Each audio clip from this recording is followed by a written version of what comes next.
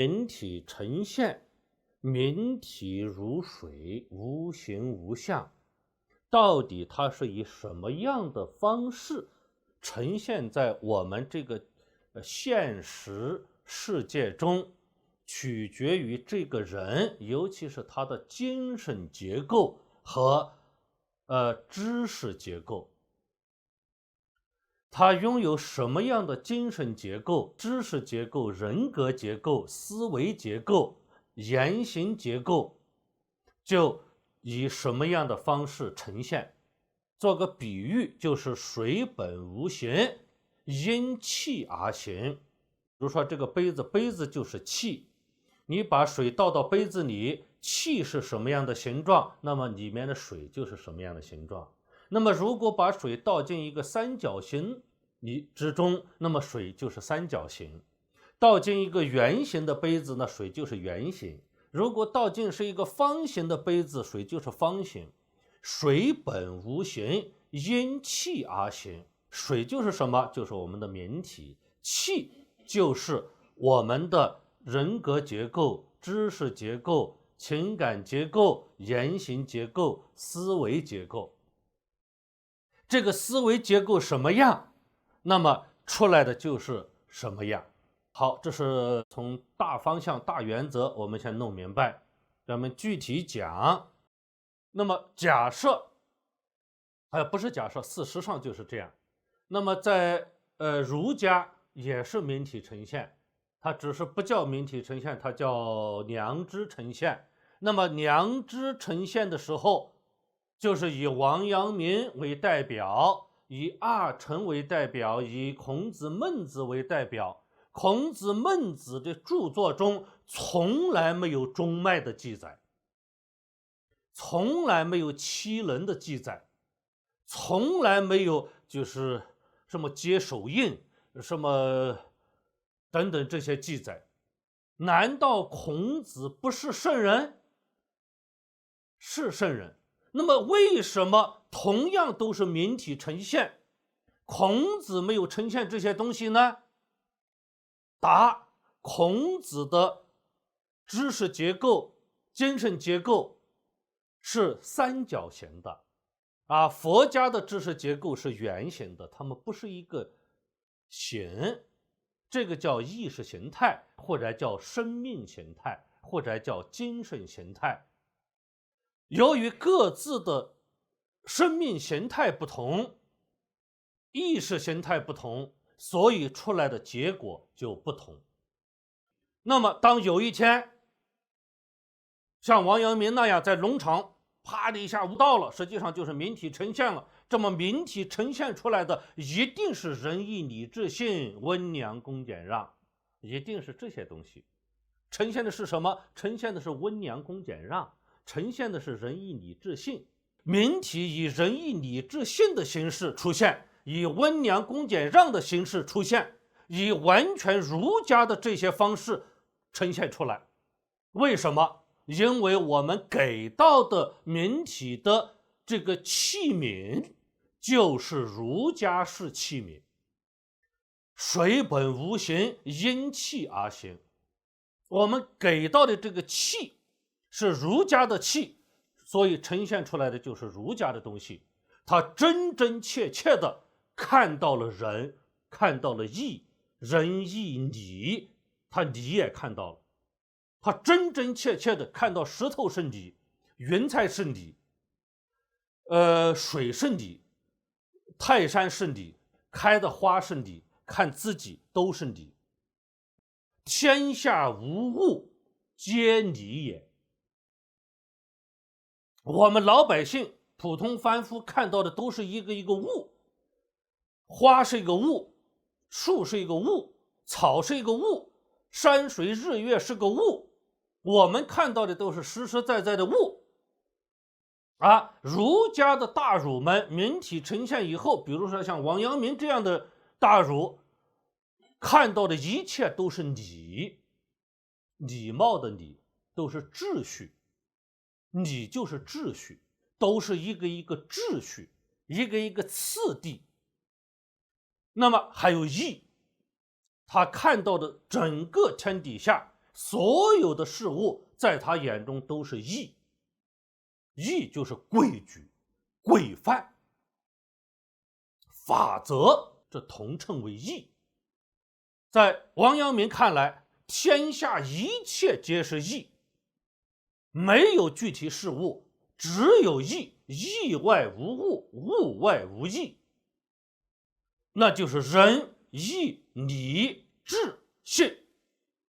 但这个智特指儒家之智，就是进一步帮助我们理解仁义礼这些东西的那个智慧，就叫智，儒家专有的智。这种智慧能够帮我们理解天地万物皆是仁义礼，而不是别的。那为什么老百姓发现不了呢？为什么被你看到了呢？为什么你眼中呈现的所有事物都是仁智义呢？都是仁义礼呢？因为你的明体呈现了，所以你能看见，别人看不见。别人看的都是一个一个死物，死的石头、死的树木、死的河流，都是死的。但是在大儒看来，这些水不是水，是以水形式呈现出来的仁和义；树不是树，是以树的方式呈现出来的仁和义；山不是山，是以山的形式呈现出来的仁和义。所以天下皆为仁义也。为什么我们看不见啊？王阳明能看见，因为王阳明的薄弱呈现了，他的明体呈现了，他的良知呈现了，所以他能看见，我们看不见。因为他是圣人，我们不是圣人，我们的五官不清净，被习气所染。当我们的五官被明体清净了以后，我们才能看见万物无非仁也，万物无非义也，万物无非礼也，就是礼貌的礼，礼者礼也，就是第一个礼是礼貌的礼，第二个礼是理论的理，礼者礼也。所以天下一切皆是礼也，就是礼貌的礼。那么也可以说天下皆是理也，就是第二个理论的理。是什么理呢？道德之理，自律道德之理，也就是良心之理，简称心之理，简称心理。这些理在大儒眼中真真切切、生动活泼，在我们眼里是隐没不彰，穷其一生都见不到万物实为理也。我们看到的万物就是万物，但是在大儒的眼中看到的万物都不是万物，那是什么？理也。什么理？心之理，实际上就是心性的内涵、特色与属性，看到的都是这些东西。也就是说，他们看到的是心性，而不是万物。没有万物，只有心性。所以王阳明说，良知含天盖地，没有万物皆为良知。没有万物皆为良知的意思就是万物是不存在的。那什么存在？只有良知存在，只有心性存在。因此心学的开山祖师陆九渊才说过一句著名的话：五心即宇宙，宇宙即五心。宇宙者，万物之总名也。什么叫宇宙冒号万物之总名也？就是万物合在一起有一个总的名字，这个总的名字就叫宇宙。所以五心即宇宙完全可以置换成五心即万物，万物即五心。为什么？因为在儒家，宇宙万物之总名也，给宇宙下的定义是十分清楚的。它是不含糊的。有什么是宇宙？冒号万物之总名也。既然五行即宇宙，当然可以把这句话换为五行即万物，万物即五行。万物是不存在的，只有心性存在。这一点又和佛家不谋而合。尽管儒家表面上没有直接像佛家那样说，万物根本不存在，包括我们自己在内，所有六道能与所根本就不存在，是一个幻觉，是个梦，根本不存在。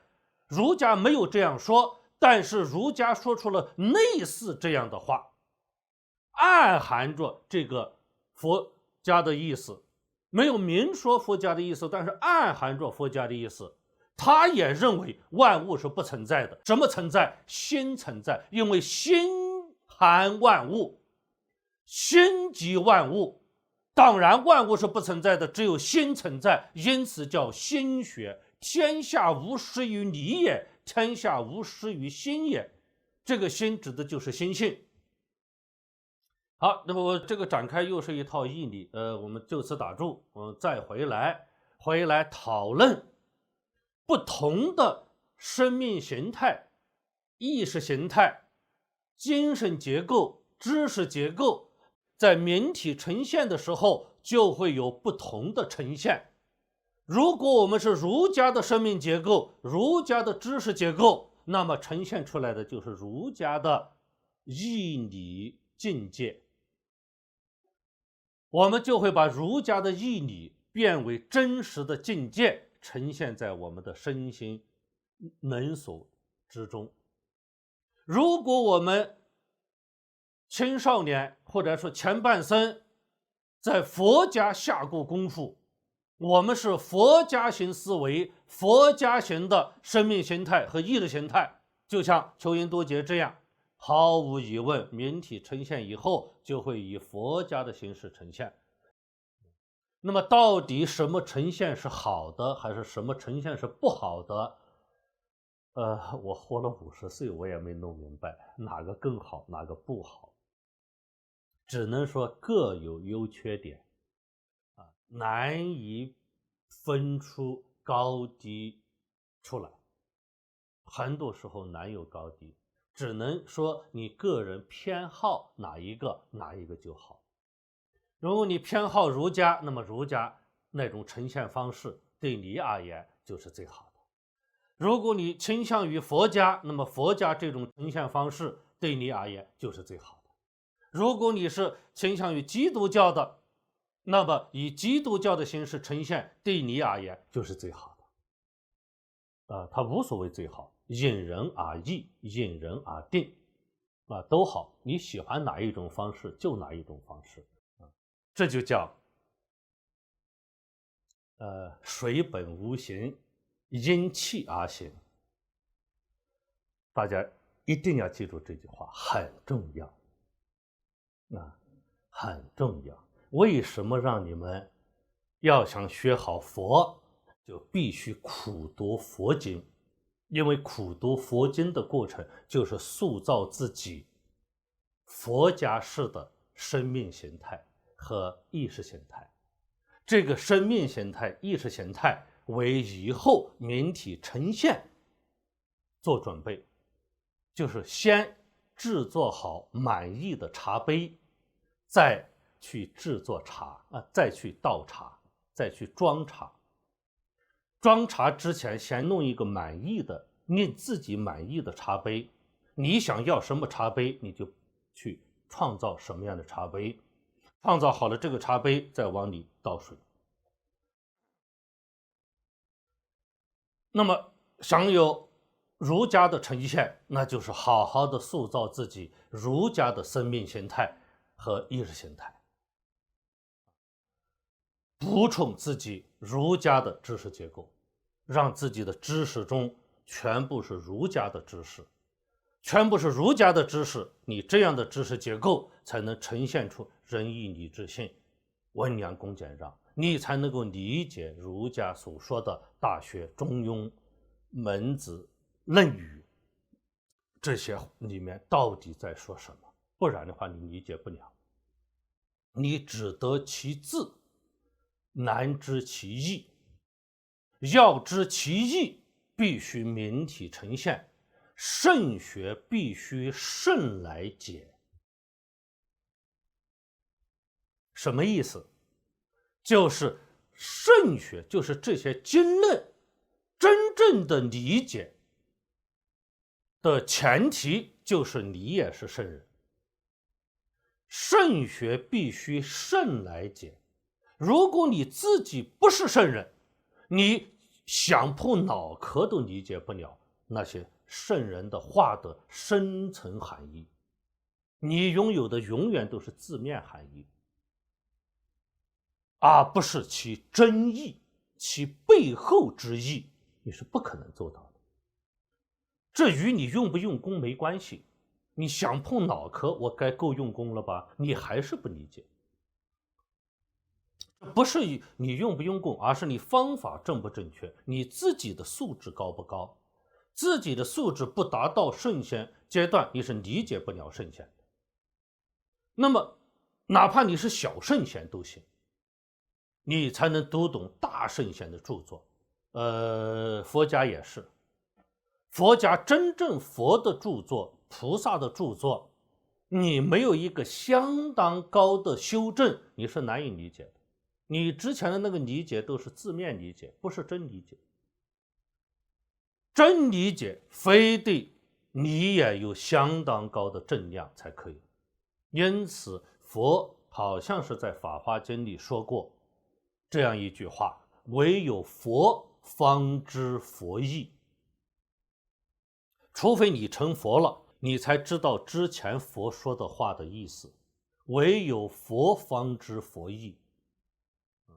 那我们降低一下标准，唯有菩萨才知佛意，这个标准已经降低了，但是不能再低了，再低就不行了，低到凡夫，凡夫是永远不知佛意的，你想破脑壳你都不行，所以叫不可思议，就是这样，你再思再议，你都理解不了佛意，你用功越狠，甚至是越南辕百辙，越加不理解佛意。